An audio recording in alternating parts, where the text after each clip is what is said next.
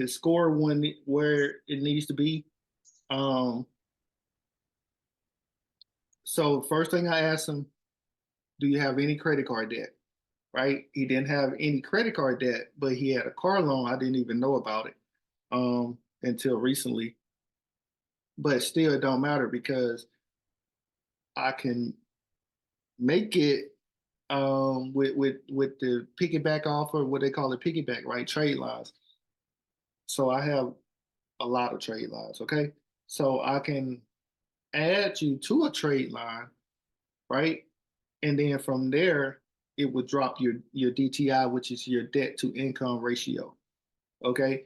Once you get added to a trade line, they do so much to your credit, right? So if you're trying to buy something, rent something, a car, apartment, whatever, getting added to a somebody to have a good credit score will boost your credit like crazy.